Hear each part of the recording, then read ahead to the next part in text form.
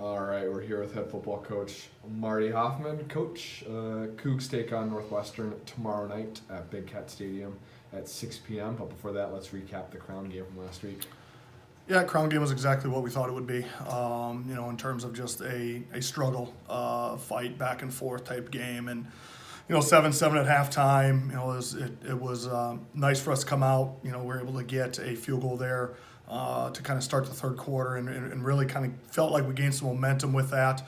Before that we had a strip sack that we were able to recover the fumble and move it down, almost inside the 20 right away. So obviously in that situation we certainly would have liked a touchdown, but obviously we'll take the points. And then they got like a 19-play, 18-minute drive. It felt like, anyways. So, but it was a long drive. It took a lot out of us, and quite honestly, they controlled the game. And from the second quarter and the third quarter, I think they almost about doubled our time of possession, and we weren't able to establish any consistent running game. And was proud of the defense of just taking the ball away, continuing to kind of keep us in it, and then, like I said, after that drive, we muff a kickoff return that starts us inside our own 5, and things kind of unraveled from there, and that just really took a lot of steam out of us. So, thought the kids for the most part fought hard. There was that stretch in there that I challenged them that we got to be better, and from an overall program standpoint, third downs we just got to be better, and that's going to be no different than here against Northwestern. Another kind of run heavy team to set up some play action and things like that. So we got to be able to stop the run again, and obviously win on third down. And we're talking on Friday afternoon, and old saying is hay's in the barn, all that fun stuff. So what has been kind of the practice plan for this week? Well, I've been kind of pleased with the kids' response. Obviously with a game like that, you worry, that maybe they kind of go downhill a little bit emotionally, focus-wise, things like that. I don't think that's been the case. Guys have been pretty energetic, pretty upbeat, pretty positive. Certainly Sunday was a difficult day, and certainly this was a tough game to shake. But again, the old saying always is 1-0 each week, and now we're on to Northwestern, and obviously the kids understand that. It's just the key with us is really about learning from mistakes and continuing to get better at those things, and obviously keep doing the things that have been successful. So I've been kind of seeing that this week. We got a little bit more work to do today. I won't say necessarily that the hay's in the barn, but we certainly got some work to get done today and get ourselves ready for tomorrow night. And then what have you seen from that defensive line? Adam, Matt, Carter, they're up in near the top of the UMAC in sacks and tackles for loss, I believe. Yeah, they're disruptive, and certainly within our scheme, we want those guys to be active. We do call upon those guys to be very active in the run game, certainly rushing the passer, things like that. And really, I'd add Luna into that group too, and even Jurgensen. Our front 5 have really been doing a great job, especially these last couple weeks, these last 2 weeks specifically, versus Iowa Wesleyan, and then in the Crown here, they've done a real nice job. And we expect more of the same from them from here on out. Certainly like kind of the camaraderie that we have up front. A lot of that has to go to credit to Coach Zim. He's done a really good job with our defensive line, and then our underneath players, our inside backers with Luna and Jurgi, have really started to step up as well. And again, I expect more of the same from those guys, because those have got to be productive positions for us, and so far they have been. And then what do you remember from last year at Northwestern, the close game?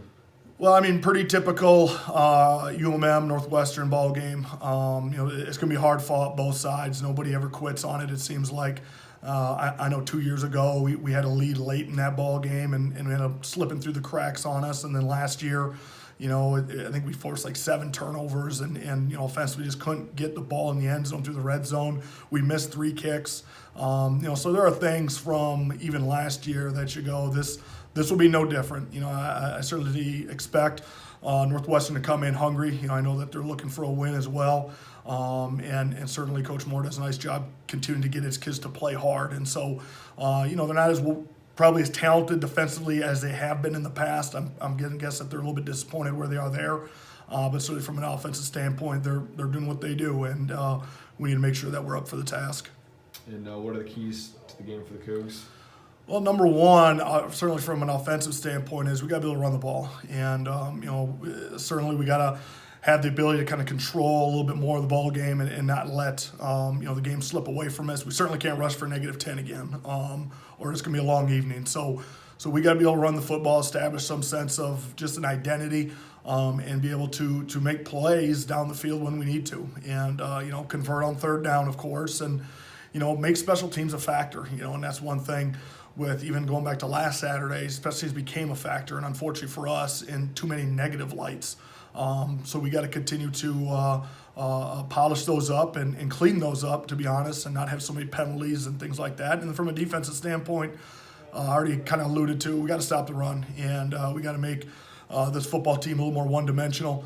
And then, certainly when the ball's in the air, we got to take away the deep ball, and that's something that we always preach to our defensive backs. And they got to get that job done. And certainly we're going to do what we can to with our front seven to be able to disrupt as much of a timing or any type of rhythm that they can get in the pass game. So if we can do those things, this will be a close game regardless. But, if we can do those things, we'll be right there. And at the end of the day, in the fourth quarter, you want an opportunity to win, and hopefully that's where we're at. And then lastly, tell us a little bit about outside the football game tomorrow, the promotion. Yeah, so this is our tackle cancer game, and so the Minnesota State High School League has partnered with the Randy Shaver Cancer Foundation, and I think this is like their 30th some year or 7th or 8th year doing this. And so across the state of Minnesota, from September into October, each home football team is asked to kind of choose a tackle cancer game. This is one that we chose, and so we'll have buckets to collect donations that go directly to the Randy Shaver Community Fund and Research Fund. And it's something that's special. I know to a lot of people. We've all kind of had loved ones impacted by cancer in some fashion, and so obviously this is near and dear to a lot of people. And I think the more, whether it's $5 or $100, I mean, whatever we're able to kind of contribute to that, I'm going to be thrilled for. And certainly we want to make sure that our players understand too that there are bigger things at stake than just football games, and this is one way for us to kind of show that. All right, we're here with junior defensive back Connor Oldenburg from Mapleton, Minnesota. Connor, before we get into game week, let's take us through your recovery from the injury and tell us how it went down and kind of your way back. So last year was the last day of camp. We got done with the scrimmage. We're kind of prepping for our first game, and I ended up with a knee injury, ACL, MCL, meniscus, kind of all those things with that. And so it's the last day of camp. It's not exactly how you want your season to go, but I have the ability to come back and play an extra season, so that's kind of a nice thing. But the recovery of it, we have a great training staff. They worked with me every day. Coaching staff worked with me every day. They knew kind of what my limitations were going to be coming back from spring ball, but I came back and I feel relatively 100% now after all that work. So what have you learned from that mentally and emotionally? It's been a lot of mental toughness that it's taught me. It's that everything's not going to go your way. You're not always going to get to do what you want, and you have to make a lot of sacrifices, especially if it's something you want to do. But football's something I love so much, and so making those sacrifices wasn't really that hard of a choice.